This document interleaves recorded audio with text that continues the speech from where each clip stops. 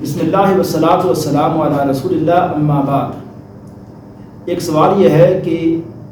نماز عید کے لیے رستہ تبدیل کرنے میں کیا حکمت ہے؟ رستہ تبدیل کرنے کی حکمتیں علماء نے کئی ایک بیان کی ہیں کہ زیادہ سے زیادہ لوگ جب رستے تبدیل کر کے جائیں گے تو زیادہ مسلمانوں سے لوگوں سے وہ ملیں گے، تعارف ہوگا، لوگوں کے حوال جان پائیں گے، اور زیادہ اس طرح جب لوگ رستے تبدیل کر کے جائیں گے اللہ تعالیٰ کی تعریفات تکبیرات کو زیادہ گلیوں میں اس طرح بازاروں میں وہ بلند کریں گے۔ باقی یہ شریعت کا یہ مزاج نہیں ہے کہ ہر مسئلے یا ہر حکم کی حکمت کو بیان کرے،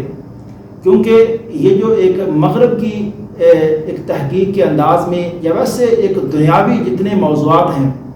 ان میں جب بھی تحقیق کسی مسئلہ کے بارے میں کی جاتی ہے نا، کوئی بھی ایک مسئلہ کوئی بیان کیا جاتا ہے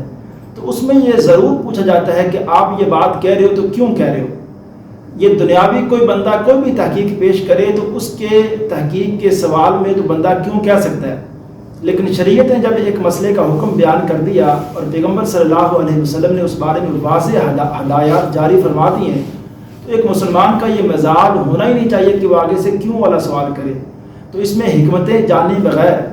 ہم صرف اسی بات کو کہتے ہیں کہ اس میں سب سے بڑی حکمت یہی ہے کہ اللہ اور اس کے رسول نے ہمیں اس بات کا حکم دیا ہے اور وہ یہ حق رکھتے ہیں کہ ہمیں کسی